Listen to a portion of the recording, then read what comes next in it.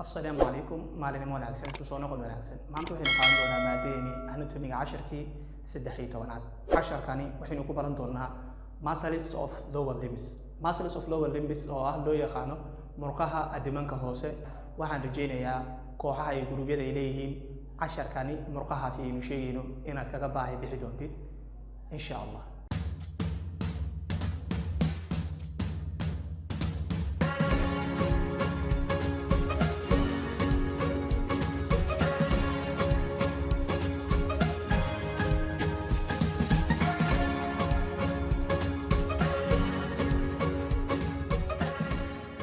Muscles of lower limb murqaha dimanka hoose waa kubo dherer ahaan ka dheer kana xoogan kubii adimanka kore aynu hore u soo qaadanay.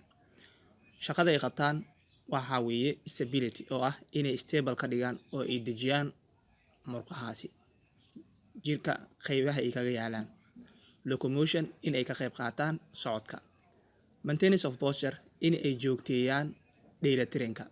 Markii loo fiiriyo upper limbska ay leeyihiin iyagana astaan ah in ay qabtaan dhaqaaq xadidan. Inta badan waxaa mara laba joint kuwaasoo si isku mid ah labada qayb ee murqaha upper muscles iyo lower muscles ka qayb qaata. Inta badan murqaha dimanka hoose waxaa loo qaybiyaa 4 qaybood: murqaha hibka oo ah murqaha sinta, murqaha cajarka, murqaha lugta iyo murqaha cagta. 4tani qayb ayaa loo qaybiyaa murqaha adimanka hoose. Muscles of hip murqaha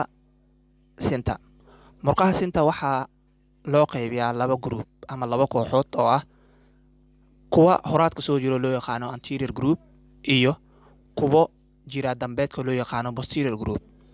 Murqaha soo jira anteriorka waxa ay u kala baxaan 3: iliacus, sos minor, tensor fasciae lata oo kala ah 3daani muruq aynu ku arki doonno sawirka qaybihiisa kale inaga way ka soo qaadan doonno mid ka mid ah ama dhammaanba wada qaadan doonno. Posterior groupkana waxaa jira group loo yaqaano gluteus group oo ka kooban 3: gluteus maximus, gluteus medius, gluteus minimus, piriformis, obturator internus, quadratus femoris iyo obturator externus.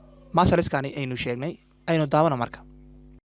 Anterior groupka waxaynu ku soo qaadan doonaa sawirkani muruqii koowaad ee loo yaqaanay iliacus. waxa uu kala baxayay 2 oo kala ahayd sos major iyo iliacus. Sos majorka waxa uu ku yaalaa qaybtan aad aragtid oo uu la socdo vertebraha, halka midkan kalena uu ku yaalo hip jointiga ama hip boneka. Markaynu fiirino dhamaadkiisa qaybta uu femurka kaga dhigo ayay ku taalaa iyadana waxaa loo yaqaanaa iliacus. qaybtani aynu ka gudubno anteriorka. Posterior murqaha jirana aynu fiirino. Posterior group murqaha jira waxaa ka mid ah murqahani aynu aragno oo ku yaala dambeedka dambe. Murqahani waxaa ka mid ah obturatorka groupska loo yaqaanay obturator labadii kooxood ee kala ahayd obturator externus iyo obturator internus, gluteus-kii oo kala ahaa maximus-kii, minimus-kii. Intani ayaynu kuga gudbaynaa. Waxaan filayaa inaad fahantay meelaha ay ku yaalaan. Murqaha cajarka muscle compartments of thigh. Murqaha cajarka waxaa kala sooca deep fasciahaas oo kala saara marka kuwa ku jira cajarka oo femurkii laftii ku jirtay cajarka, tibia fibula oo ah lugtii. Waxay u kala soocaan marka ay u kala saaraan 3 qaybood: medial, anterior iyo posterior compartment. Medial compartment waxaa loo yaqaanaa adductor compartment. Adductor compartment murqahani waxay qabtaan cajarka ayay waxay u soo jiidaan cajarka lafta ku jirtay femurka ayay waxay u soo jiidaan ama keenaanba hip jointiga oo ah sinta. Anteriorkana waxay qabtaan waxaa loo yaqaanaa extensor compartment. iyagana waxa ay fidiyaan lugta waxaa sidaas oo kalena ay soo laabaan cajarka. Posterior compartment waxaa loo yaqaanaa flexor compartment. iyagana waxay qabtaan waxa ay soo laabaan lugta waxayna fidiyaan cajarka ayay fidiyaan waxayna soo laabaan lugta. Murqaha cajarka qaasatan qaybta medial compartmentiga loo yaqaanay adductor group ama adductor compartmentiga waxaa ku jira 5 muruq kuwaasoo u falgala in ay soo jiidaan. maxay soo jiidaan murqahaasi ku yaala qaybtani medialka. waxaa ka mid ah 5taasi muruqa loo yaqaano pectinus, adductor brevis, adductor longus, adductor magnus, gracilis, adductor magnus, adductor longus, adductor brevis, pectinus. intaasiba waxay ku yaalaan cajarka waxayna ka mid yihiin medial groupka oo loo yaqaano adductor compartmentiga. murqaha jira qaybta anteriorka waxa ugu weyn labada muruq ee kala ah sartorius iyo quadriceps femoris. Quadriceps femoriska murqahani ayaa soo hoosgala rectus femoris, vastus medialis, vastus lateralis, vastus intermedius. Intaani waxay ka mid yihiin extensor compartment oo loo yaqaano anterior compartment. Sartoriuska ayaynu ku soo qaadan doonaa. Sartoriuska wuxuu ku bilowdaa anterior superior iliac spine waxaanu ku dhamaadaa upper medial surface of tibia. Shaqada uu qabto waxa weeye waxa uu soo laabaa labada joint ayuu soo laabaa oo ah knee joint iyo hip joint. Jointiga ku jira sinta iyo jointiga ku jira jilibka ayuu soo laabaa. Waxa uu wareeg ku sameeyaa wareegaas oo flexed ah oo soo laabitaan ah knee jilibka medially markay aynu fiirino qaybta dhexe ee jirkeena. Muruqa labaad ee anterior thigh compartmentiga ku jira waxa uu ahaa quadriceps femoris oo ka koobnaa murqahani aynu sheegayno ah vastus medialis, rectus femoris, vastus intermedius, vastus lateralis. Posterior compartmentiga oo loo yaqaano flexor compartment waxaa jira murqo loo yaqaano hamstring group oo kala ah thigh extensoris iyo knee flexoris, kuwo fidiya cajarka iyo kuwo soo laaba jilibka. Biceps femoris, semitendinosus, semimembranosus iyagana waxa ay ka mid yihiin saddexdaasi muruq murqaha loo yaqaano posterior compartmentiga ama flexor compartment. Posterior thigh compartment waxaynu u qaybinay hamstring group oo ahaa labo si aynu kusoo sheegnay qaybta hore casharka, biceps femoris, semitendinosus iyo semimembranosus.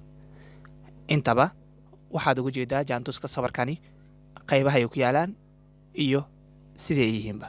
Murqaha lugta muscles of leg. Muscles of leg waxaynu u qaybin doonaa laba kooxood, anterior compartment iyo posterior compartment. Posterior compartmentiga waxay u kala bixi doontaa laba oo ah kuwa loo yaqaano superficial muscles iyo deep muscles. Murqaha anteriorka hadaynu ku horeyno, murqaha anteriorka waxaa kow ka ah tibialis anterior, fibularis longus, extensor digitorum longus, fibularis brevis, extensor hallucis longus, fibularis tertius, superior extensor retiniculum, inferior extensor retiniculum. Anterior muscleska ayay qayb ka yihiin. Posterior muscleska hadaynu fiirino, superficial muscleska khaasatan waxaa kow ka ah gastrocnemius oo ah lateral head iyo gastrocnemius oo ah iyadana medial head, plantaris, soleus. Deep muscleska hadaynu fiirino waxaa kow ka ah publicius, soleus, fibularis longus, tibialis posterior, flexor digitorum longus, flexor hallucis longus, fibularis brevis. Murqahani inta ayaynu kaga gudbaynaa. Waxaa halkaa inooga eg casharkeenii maanta. Haddii ay jiraan su'aalo ama oraah aad inala wadaagaysid inoogu dhaaf qaybta hoose ee commentiga. Casharka xiga intaynu ku kulmayno waxaan idinkaga tegayaa. Assalaamu calaykum.